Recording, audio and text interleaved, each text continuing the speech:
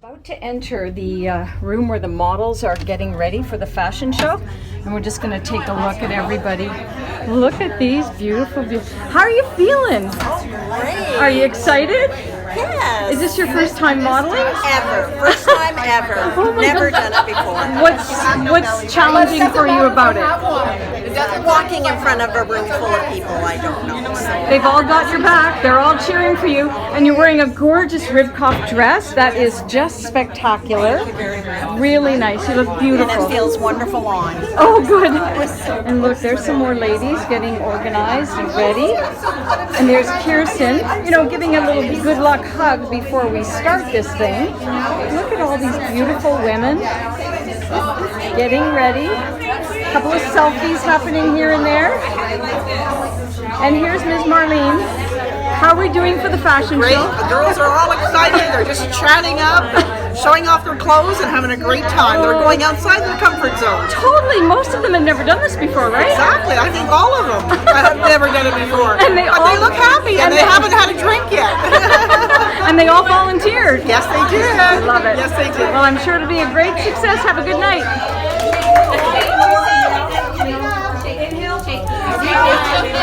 Actually, that's a great idea. Let's line up, ladies. Okay, Kathy. 4, hold for 2, slow out for 6. 1, 2, 3, 4, 5, 6. Anytime you're nervous upstairs, do that. In the middle of walking? Smeaton. Just the way it's. Janice Cook. Christine Bennett. Here, present. Caroline Lapierre. Caroline. That's okay. Caroline. Kirsty. Colleen Knott. Amy Leblanc. Denise Gervais. Annette Phillips. Madeline. Just Madeline. Myra Iles. Then we have Linda Phillips at the end. Yep. You have these Donovan, you'll make, no, you're.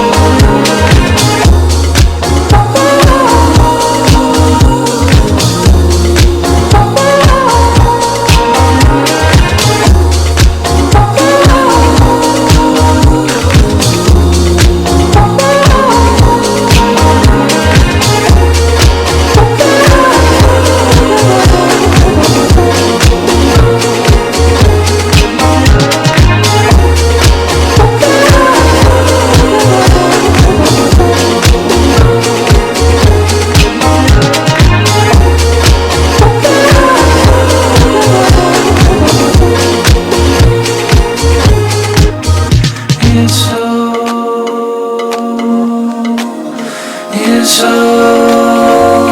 now.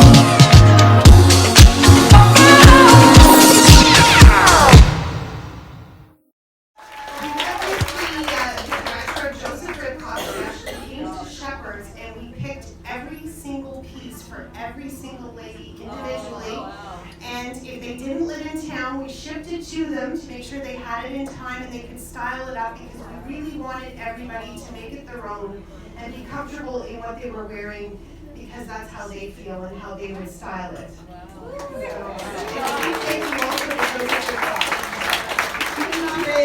Is from their spring collection, and it is online at shepherdsfashions.com. And ladies, come on into the center for one last hurrah. You all look so beautiful, and Joseph Ribkoff is so delighted that you took the time and had the courage to come out and model, that they have gifted you all your outfits.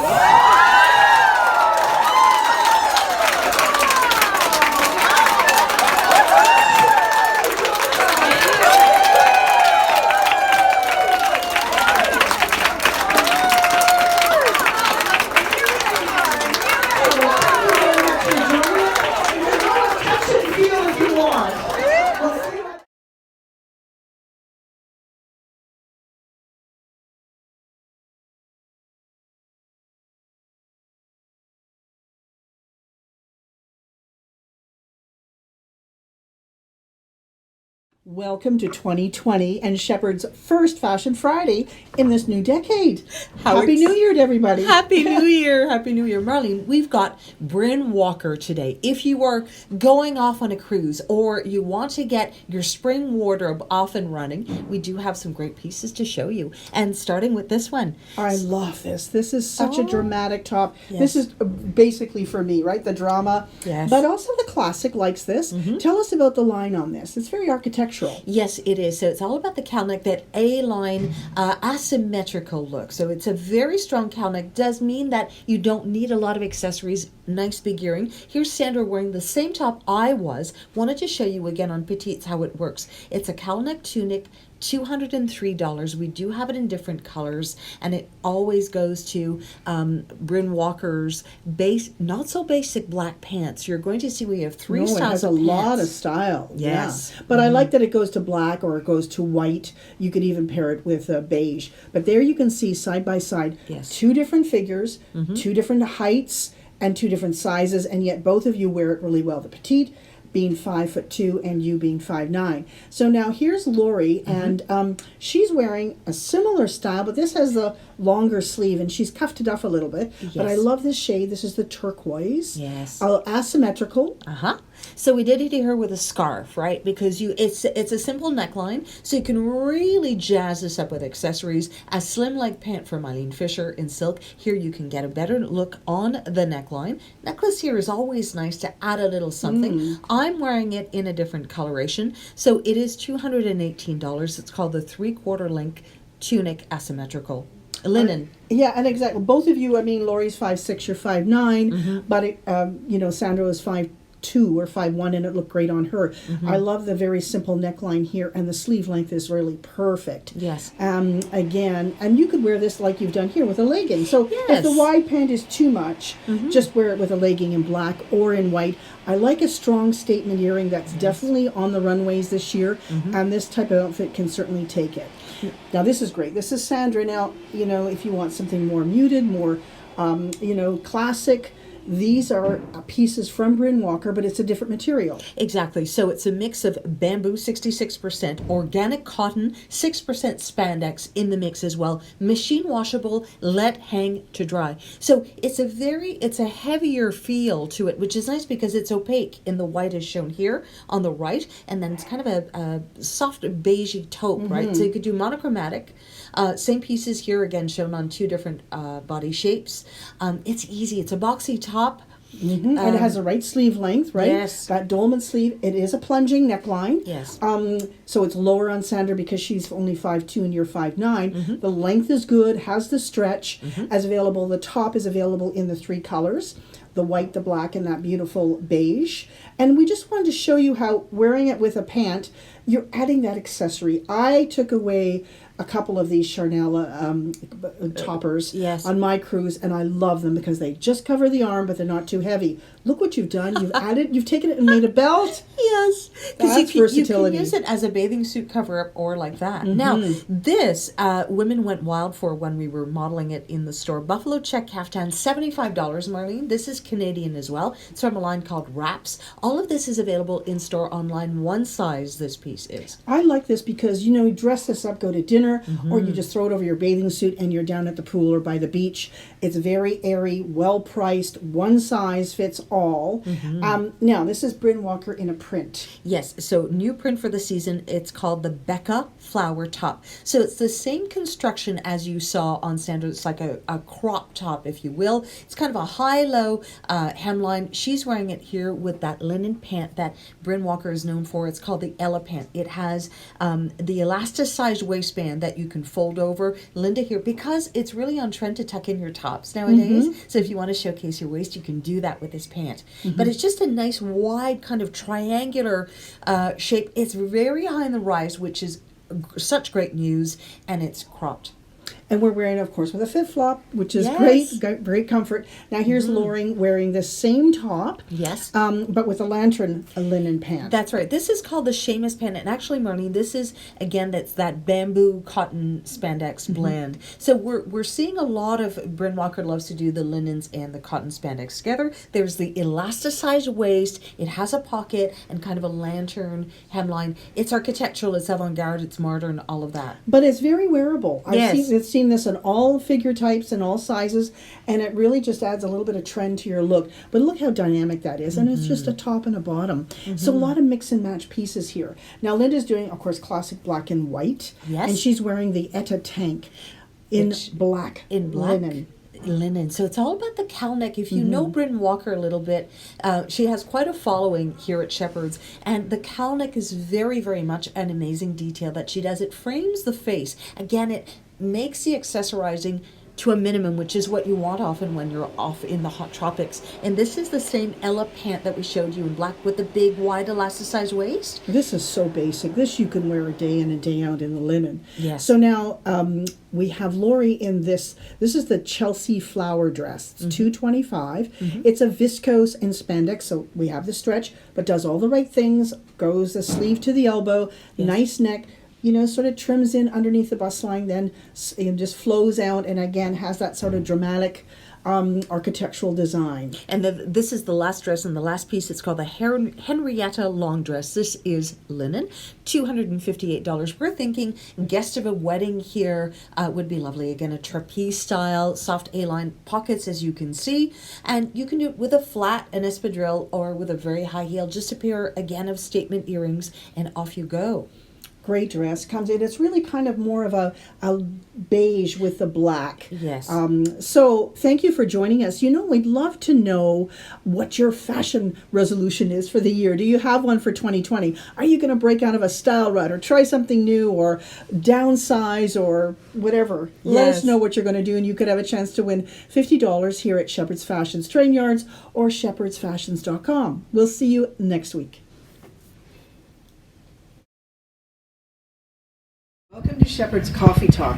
We're dashing down the Danube. It's finally here. We're having a blast. Unbelievable. And meeting the most interesting people.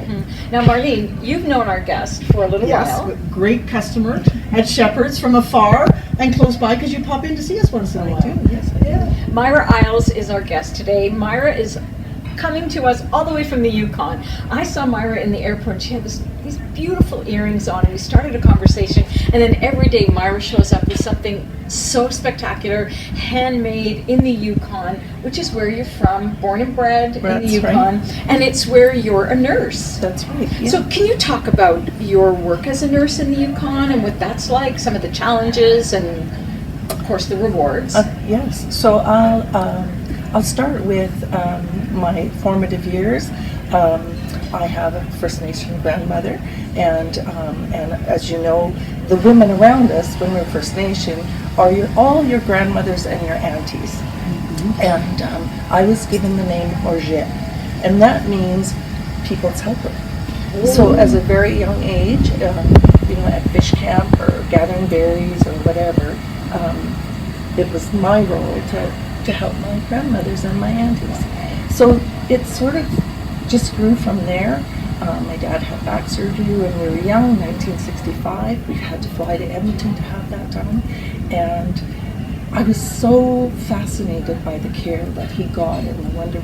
And it just started that journey for me. In the Yukon, we don't have a university. So I did what was called a licensed practical nurse and practiced that in the north. And then had an opportunity to move to Kamloops, BC, where later years, after having 3 children, I did my nursing degree. It was a passion, it was just within me, and I always knew that I wanted to go home to Yukon to work basically in First Nation health, particularly with women. And as you know, history with Truth and Reconciliation, with missing and murdered Indigenous women, it's very, very important that we support women on this journey and their families to a better way of life, a better living, or an understanding of where they're at, meeting them where they're at. So that's been my work. I have 3 adult children.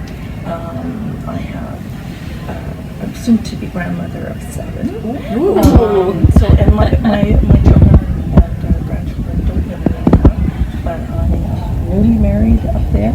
I call myself a newlywed. It's been a few years now, but we love the land, and my mother is still in the Yukon. I have 2 siblings in the Yukon, so it's just a very well-rounded life. I love the nursing because it's a way for me to give back, and it's so rewarding and so nice. I just received an offer to go to a very northern community. It's exciting times because this is a flying community. It'll be a little bit different way of life. Maybe not so many shepherds khakis out there, but perhaps you can help me out with that beautiful Eileen Fisher coat would work really well. So this is my life. I mean, it's many people. We talk to lots of women about finding their purpose, and early in life we think, oh, what my purpose is, career, family, whatever it is. You're sort of clear on that, but we get to another point, and then we're like, what is my purpose now? What's the next stage? What's the next stage? And so it's always about how can I serve. That's the question we always want to ask ourselves. And I love the fact, Myra, that you knew and you were honored with the mission for your life to be of service, and that you found a way to really, honor your tradition, honor your people, because you said it, we all need to be met where we are. That's exactly right. I don't want anybody to feel they have to jump to my lair. We want to meet people where they are. That's one thing Shepherds does. We accept people. Marlene accepts people the way they are. There's no judgment. That's so true. So can you talk just a little bit about some of the challenges that you encounter as a nurse with people? Well, as you know, Truth and Reconciliation at the Indian Residential School is coming sort of into the forefront. Truth and Reconciliation has something like 96 calls to action of how we need to help First Nation people move forward in their life. And for me, it's about asking people to consciously think about their perspective of that. And how, to invite those people to have a look at what is the real truth about that event in Canada, and where people are at with that right now, and how do we, as perhaps non-First Nation people or non-Indigenous people, understand and work to support the Indigenous experience around that, to move forward, to sort of clear that path for themselves. We can't do the healing for them, but we certainly can be there to support them, to start that healing journey in whatever way they need to do that. So that's a very, very important work. But for Canadians, the biggest point of that is to understand that event. Yeah, and people don't. For the most part, they don't. But there's been lots of great talk about it. We're talking about it at very high levels in leadership and whatnot. But it's the everyday person that I really want to invite them to be curious about that event. How knowledge is power. Knowledge is power. And so if people would just embrace that event in some way, that they can make a small change for themselves in accepting the truth about that. We're not looking to lay blame, or we're asking for an understanding. And to hold space for one another. Exactly. I think that's all we have to do for each other as human beings. And this is a big part of our Canadian history, and it's incumbent upon us. I think we have a responsibility to know about it, to learn to to be about curious. it. I love how Myra said that, to be curious about it and to hold space for people so that in that space there can be healing, whatever that is for people. Yes. To know about something is to understand it and to have the empathy to be able to handle it. So Myra. Myra's a queen. We've enjoyed your company so much on this trip. Oh, so fun. Everybody wants to sit at Myra's table. Everybody wants to be with Myra. And it was beautiful this morning at our coffee talk because Myra won the beautiful necklace she's wearing. It was a gift from Shepherd. So our hearts are full. Thank you so much for joining us today. It was wonderful. Thank you for joining us.